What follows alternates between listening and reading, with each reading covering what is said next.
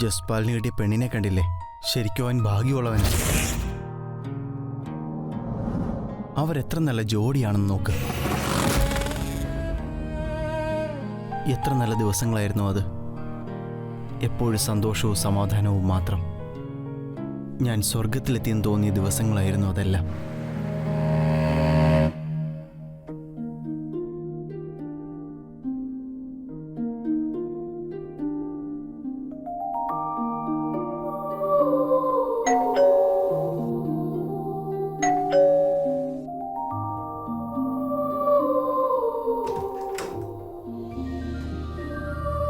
നേരത്തെ എത്തിയോ? വേഗം വാ.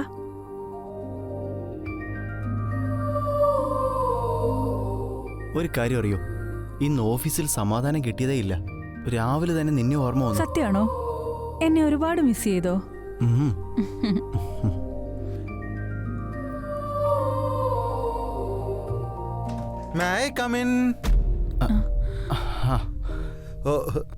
സോറി ഞാൻ വന്ന സമയം ശരിയല്ലെന്ന് തോന്നുന്നു. എന്തായാലും വന്നില്ലേ, ഇനിങ്ങ് വാ.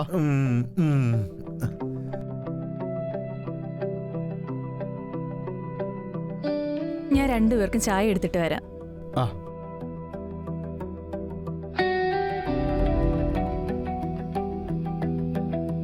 നിനക്ക് എന്താടാ പറ്റിയത്? എന്തോ മറച്ചു വെക്കുന്നുണ്ടല്ലോ നീ. എന്നെ ബോർഡറിലേക്ക് അയക്കാൻ പോവാ. 4 മാസത്തേക്ക് എനിക്ക് വീട്ടിലേക്ക് വരാൻ പോലും പറ്റില്ല. മായയോട് പറഞ്ഞോ നീ? ഇല്ല. എന്തായാലും പറയാതിരിക്കാൻ പറ്റില്ലല്ലോ. എനിക്കത് തീരെ ഇഷ്ടപ്പെട്ടിട്ടില്ല.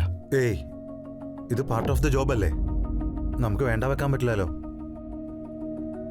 മായക്കത് മനസ്സിലാവും. ആകുമായിരിക്കും. പക്ഷേ ഞാനിവിടുന്ന് പോയി കഴിഞ്ഞാൽ അവൾ ശരിക്കും ഒറ്റപ്പെട്ടതുപോലെയാവും. എനിക്കിവിടെ ആരെയും ഒരു വിശ്വാസവും ഇല്ല. എനിക്കിവിടെ ആകെ നീ മാത്രമേ ഉള്ളത്. നീ അവളുടെ കാര്യം ഒന്ന് നോക്കിക്കൊള്ളണേ. തീർച്ചയായിട്ടും ടാ, ഞാൻ ശ്രദ്ധിച്ചോളാം എല്ലാം. നീ അതോർത്ത് പേടിക്കണ്ട. താങ്ക് യുടാ, താങ്ക് യു.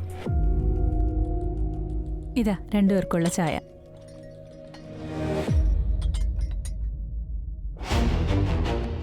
കുറച്ച് ദിവസങ്ങൾ കഴിഞ്ഞപ്പോൾ എനിക്ക് പന്തികേട് തോന്നി തുടങ്ങിയതാ. പക്ഷേ ഈ കാര്യം എങ്ങനെ ചോദിക്കണം പറയണമെന്ന് എനിക്കറിയില്ലായിരുന്നു. ഞാനൊരു കാര്യം പറയട്ടെ? എന്ത് കാര്യം? സന്തോഷമുള്ള കാര്യമല്ല, അതെങ്ങനെ പറയണമെന്ന് ആലോചിക്കുക ഞാൻ. എന്താണെങ്കിലും പറഞ്ഞോ. എനിക്ക് 4 മാസം ബോർഡറിലേക്ക് പോകേണ്ടി വരും. നിനക്ക് വിഷമമായോ? വിഷമിക്കുന്ന കാര്യം തന്നെയല്ലേ ഇത്.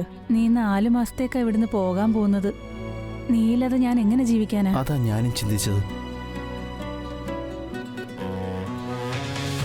എനിക്കൊരു നിമിഷം പോലും നീയില്ലാതെ ജീവിക്കാൻ കഴിയില്ല.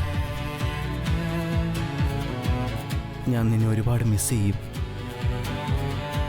ഞാൻ നിന്നെ ഒരുപാട് മിസ് ചെയ്യും.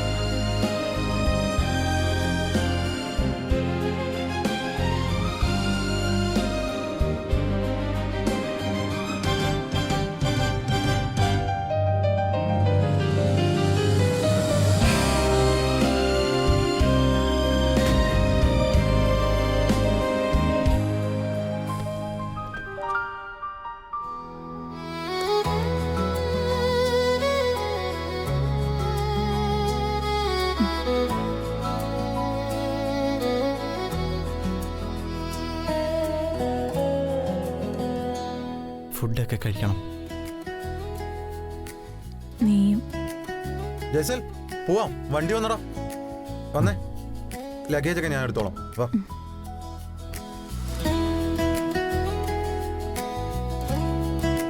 ബൈ. ബൈ.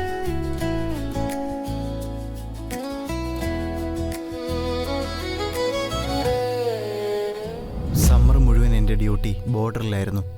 ആ 4 മാസവും ഞാൻ വെള്ളത്താൽ ചുറ്റപ്പെട്ട് ജീവിച്ചു. അവിടെ ഒരു രീതിയിലും പേഴ്സണൽ കോൾ വിളിക്കാനുള്ള പെർമിഷനും കിട്ടിയിട്ടില്ല.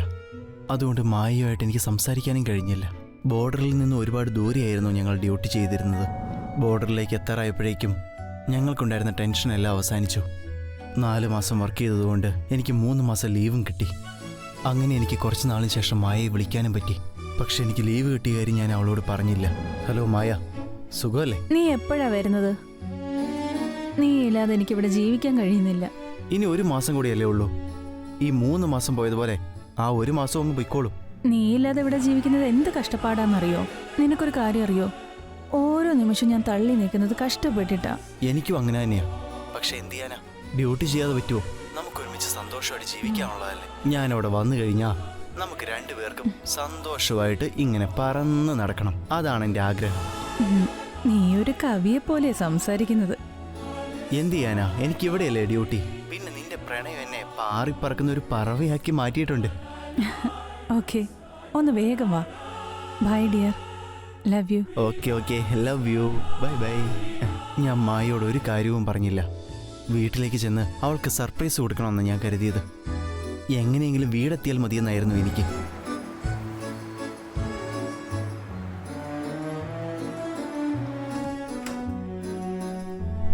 അടുത്ത ദിവസം തന്നെ ഞാൻ വീട്ടിലെത്തി. എൻ്റെ കയ്യിലുള്ള ചാവി കൊണ്ട് ഞാൻ ഡോറ് തുറന്നു. അകത്തേക്ക് കയറി. വലിയ ശബ്ദമുണ്ടാക്കാതെ ഞാൻ ലഗേജസ് ഒക്കെ സൈഡിലേക്ക് ഒതുക്കി വെച്ചു. എനിക്ക് മായയെ പുറകിൽ നിന്നും കെട്ടിപ്പിടിച്ച് അവളെ ഷോക്കാക്കണമെന്നുണ്ടായിരുന്നു.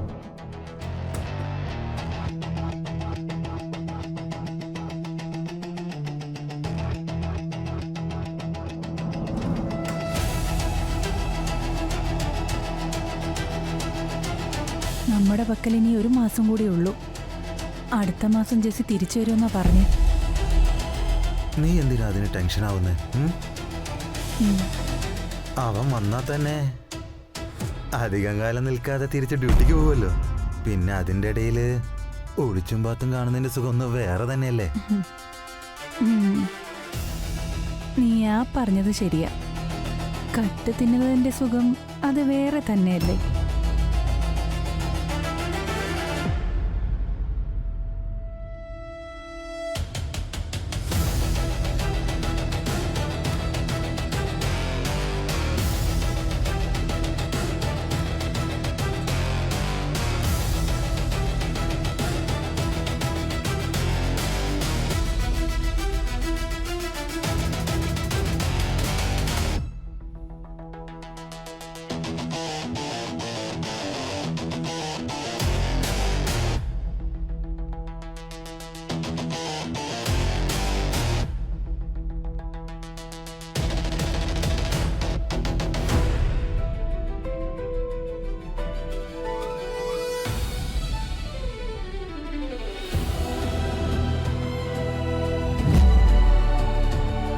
ഞാൻ സ്വപ്നത്തിൽ പോലും വിചാരിച്ചില്ല അജിത്തും മായു എന്നോട് ഇങ്ങനെ ചെയ്യുമെന്ന്. ഈ കാഴ്ച കണ്ടപ്പോൾ എൻ്റെ തല കറങ്ങുകയാണ് ചെയ്തത്. അവിടെ നിന്ന് ഇറങ്ങിപ്പോകണോ അതോ രണ്ടിനെ കൊല്ലണോ എന്ന് എനിക്കറിയില്ലായിരുന്നു. പക്ഷേ എനിക്കത് കാണണമെന്ന് തോന്നി. ഞാൻ വന്നു കഴിയുമ്പോൾ ഇവരെങ്ങനെയാണ് ഡ്രാമ കളിക്കുന്നതെന്ന്. അതുകൊണ്ട് ഞാനൊന്നും മിണ്ടാതെ എൻ്റെ ലഗേജസുമായി അവിടെ നിന്നും ഇറങ്ങിപ്പോയി.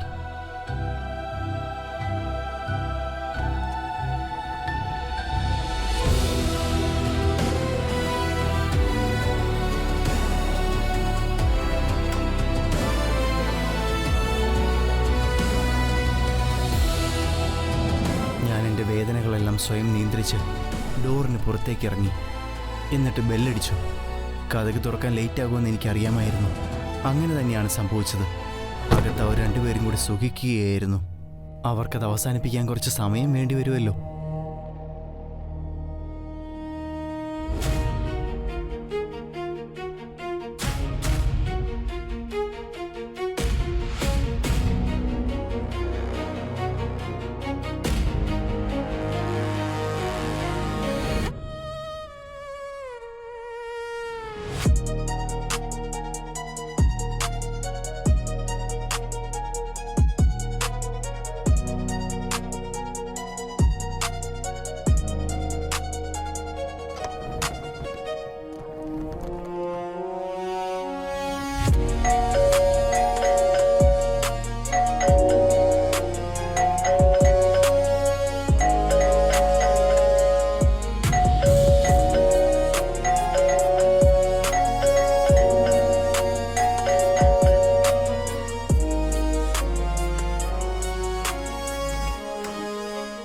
ഓ മൈ ഗോഡ്, ഞാൻ സ്വപ്നം കാണുന്നതാണോ?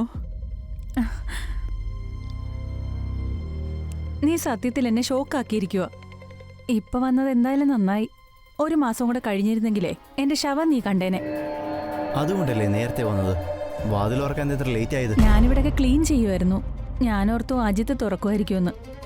പക്ഷെ അവന് വാഷ്റൂമിലായി പോയി. അവനെ നിന്നെ ഒരുപാട് മിസ് ചെയ്യുന്നുണ്ട്. ഉം. ഇത് എനിക്ക് വേണ്ടിയാണോ? ഞാൻ വേറെ ആർക്കു വേണ്ടി വാങ്ങാനാ? ഇതെന്താ ഇങ്ങനെ വന്ന വഴിക്ക് തന്നെ നിൽക്കുന്നേ? അകത്തേക്ക് കയറുന്നില്ലേ? വാ, അകത്തേക്ക് വാ.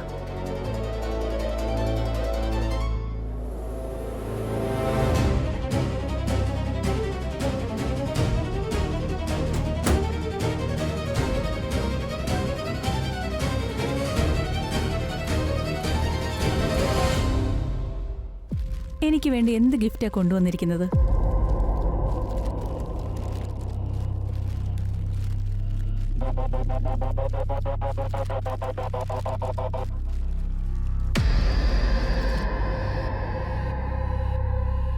സ്വർണത്തിന്റെ നെക്ലസോ? വാവ്, താങ്ക് യു സോ മച്ച്.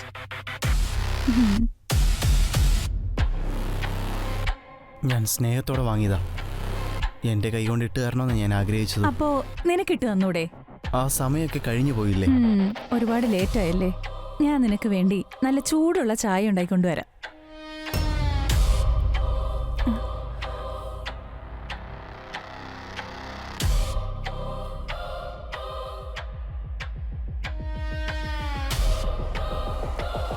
എൻ്റെ കൂടെ ടൈം സ്പെൻഡ് ചെയ്യും. ചായ ഇടാൻ പോലും നീ എൻ്റെ അടുത്തൊന്നും മാറരുത്. ഞാൻ നിനക്ക് വേണ്ടിയല്ലേ ഇത്രയും നേരത്തെ തിരികെ വന്നത്. ഇത്രയും നാൾ കഴിഞ്ഞ് നീ വീട്ടിലേക്ക് വന്നതല്ലേ? ഞാനെന്താ ഇവിടുന്ന് ഓടിപ്പോകാൻ പോവാണോ? ആ അജിത്ത് ഇപ്പോഴും ഇവിടെ തന്നെ ഉണ്ട്. ഞാൻ രണ്ടുപേർക്കും ചായ ഇട്ടുകൊണ്ട് വരാം. എന്താ അജിത്തിൻ്റെ മുമ്പിലൊന്നും ചെയ്യാൻ നിനക്ക് ഇഷ്ടമല്ലേ? അതെന്താ? എനിക്കെന്താ അങ്ങനെ ഒരു പ്രശ്നം? അല്ല, ഒരു മിനിറ്റ്.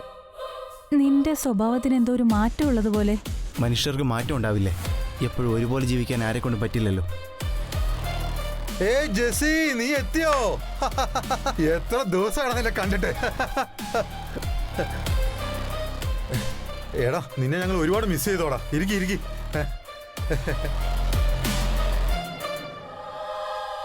ആരാ കൂടുതൽ മിസ് ചെയ്തത്? നീയാണോ അതോ മായയാണോ? മിസ് ചെയ്തതിന്റെ കണക്കൊക്കെ ഇപ്പൊ എടുക്കാൻ പറ്റോടാ? മായ അവളുടെ ഭർത്താവിനെ മിസ് ചെയ്തു, ഞാൻ എന്റെ ഫ്രണ്ടിനെയും. ഒന്ന് തീരുമാനമാക്കിയിട്ട് പറയും. നീ ഇതെന്തൊക്കെയാ പറയുന്നത് ജെസി? നിന്റെ മൂഡ് അത്ര ശരിയല്ലെന്ന് തോന്നുന്നു. നീ ഒരു കാര്യം ചെയ്, ഒന്ന് ഫ്രഷ് ആയിട്ട് വാ.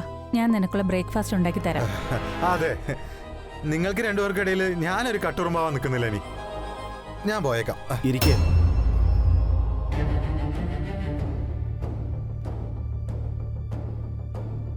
സത്യത്തിൽ കട്ടുറുമ്പ് ഞാനാണല്ലോ. ഞാൻ തെറ്റായ സമയത്ത് കയറി വന്ന് നിങ്ങളുടെ സുഖം ഇല്ലാതാക്കിയില്ലേ? എന്താ സത്യമല്ലേ പറഞ്ഞത്? എല്ലാം ഒന്ന് മതിയാക്ക് ജെസി. നീ എന്തൊക്കെയാ വിളിച്ചു കൂവുന്നത്? നീ എന്നെ അജിത്തിനെ സംശയിക്കുവാണോ? സംശയത്തിന് പോലും ടൈം ഉണ്ടായില്ല. സംശയം ഉണ്ടായാലും ഒരു കൺഫ്യൂഷൻ ഉണ്ടാവില്ലേ? എനിക്ക് ആ കൺഫ്യൂഷൻ ഇല്ല. ഞാനെല്ലാം കണ്ടല്ലോ. നീ എന്ത് കണ്ടെന്നാ പറയുന്നേ? എത്ര മോശമായിട്ടാ നീ ചിന്തിക്കുന്നത്? ഞാൻ മായ ഒന്ന് കാണാൻ വേണ്ടിട്ട് വന്നതാ. നീ എന്താ വിചാരിച്ചത്? ഞങ്ങൾ രണ്ടുപേരും തമ്മിൽ അവിഹിതമാണെന്നോ? ഇതൊക്കെ കണ്ടിരിക്കാൻ എന്നെ കൊണ്ടാവില്ല. ഞാൻ പോട്ടെ. നിക്ക്. ഇരിക്ക. രണ്ടെണ്ണം അടിച്ചിട്ട് പോകാം.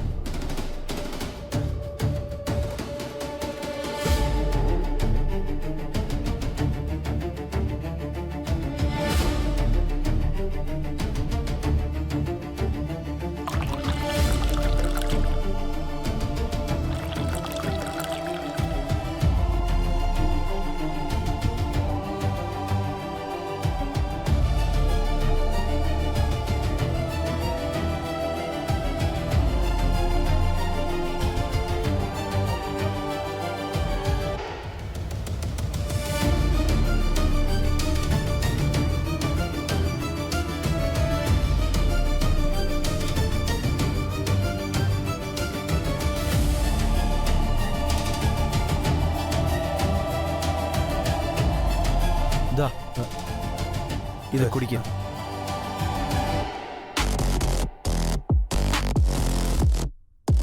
Cheers. കുടിക്കാൻ.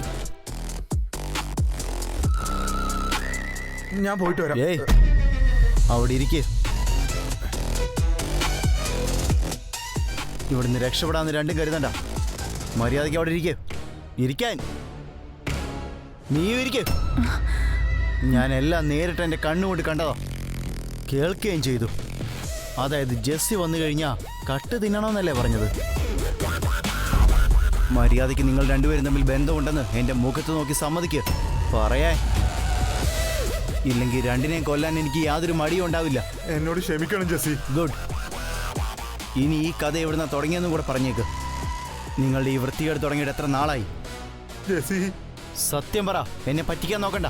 മര്യാദയ്ക്ക് ഞാൻ ചോദിച്ചതിന് ഉത്തരം പറഞ്ഞില്ലെങ്കിൽ പറയാം. നീ ഇവിടുന്ന് പോയി 2 ദിവസം കഴിഞ്ഞപ്പോ ഞാൻ മായയ്ക്ക് വേണ്ടി ഐസ്ക്രീം വാങ്ങിക്കൊണ്ട് വന്നു. ഇത് നിനക്ക് വേണ്ടി മാത്രം വാങ്ങിയതാ. ഓ താങ്ക് യു. ഇവിടുത്തെ ഏറ്റവും എക്സ്പെൻസീവായ ഐസ്ക്രീമാ. For you. എനിക്ക് ഐസ്ക്രീം ഒരുപാട് ഇഷ്ടമാണ്. കുറച്ചുകൂടി കഴിക്കുന്നേ.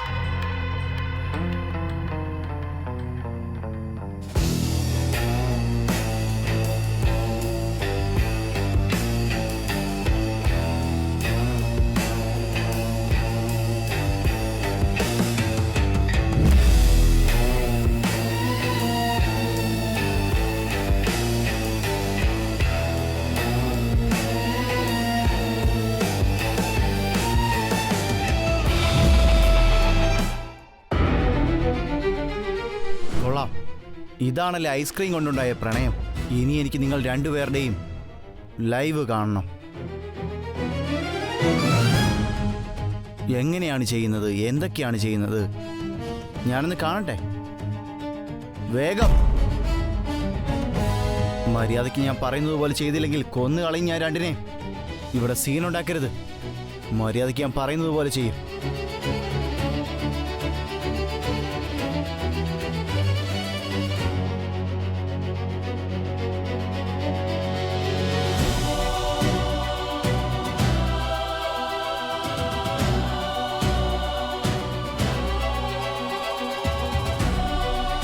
ബാക്കി ചെയ്യ.